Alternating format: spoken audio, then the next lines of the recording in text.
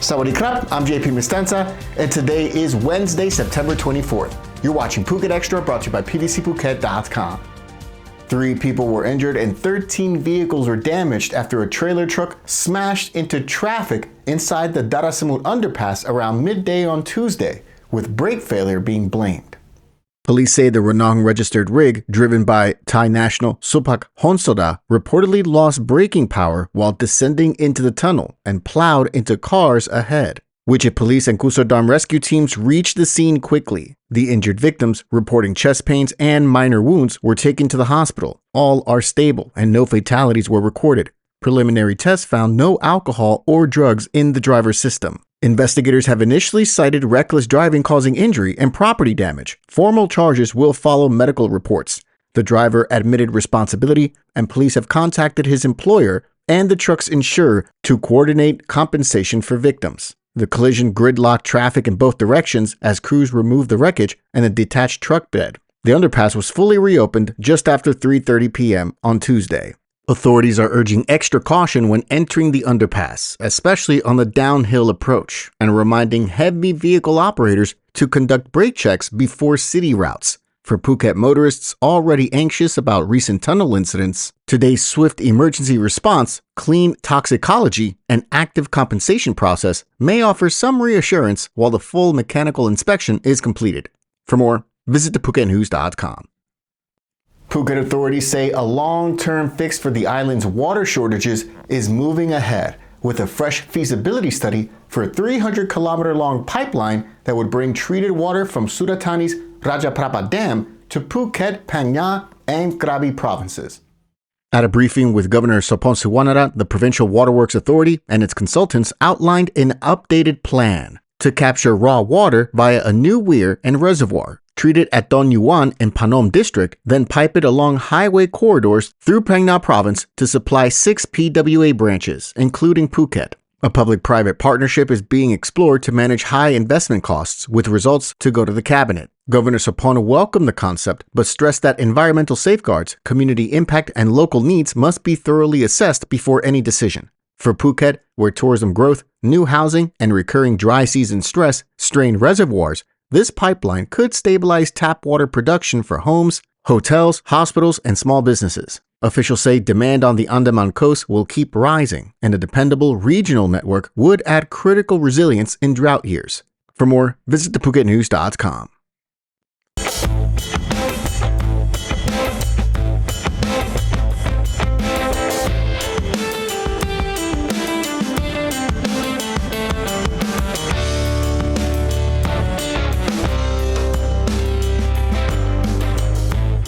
Thailand's Senate has rejected the government's draft law to create integrated entertainment complexes that include casinos, citing risks to society, the economy, and national security. After a review led by Senator Dr. Virapun Suvanamai, a special committee warned the proposal could invite money laundering, normalize gambling, and erode public trust. The panel recommended that any future attempt to legalize casinos should first go to a national referendum. Several senators urged a reset. Vice Chair Sornchat Vichayai proposed studying alternatives such as entertainment hubs without casinos, tightly controlled casino zones for registered visitors only, or strictly regulated online gambling, pointing to international models that limit access. Others were sharply critical. Senator Chinachot Sengsang argued the casino was the bill's core, not a side feature, and warned that pushing it as a policy could damage confidence and long-term governance in Thailand. Another senator added that recent moves, like reclassifying poker and promoting retirement lotteries, already risk normalizing gambling behavior. With Parliament expected to dissolve in about 4 months, Dr. Vidapun said any party that intends to legalize casinos should campaign openly on that pledge. The committee also concluded that casino-driven complexes would create little real economic value, shifting money from losers to winners while imposing high infrastructure costs and oversight burdens on the state. While Phuket has often been floated as a candidate for integrated resort investment, this week's decision keeps the focus on tourism that doesn't depend on gambling. If the debate returns, Phuket communities should expect deeper public consultation, especially on safeguards for vulnerable people, anti-money laundering controls, and how any model would genuinely benefit residents as well as visitors. For more, visit thephuket.news.com. Thailand plans to tighten rules for ride-hailing platforms from this October, shifting them from matchmakers to active regulators of safety and compliance. Under the Electronic Transactions Development Agency's new directive, platforms must digitally verify both drivers and passengers using trusted IDs such as Thai ID, ensure drivers hold public driving licenses, use vehicles legally registered for public service, and enforce penalties for violations with reports to state agencies. Drivers must pass identity checks every login and cannot share accounts. For riders, fares must be displayed clearly, trips tracked by GPS in real time, and verified driver details shown.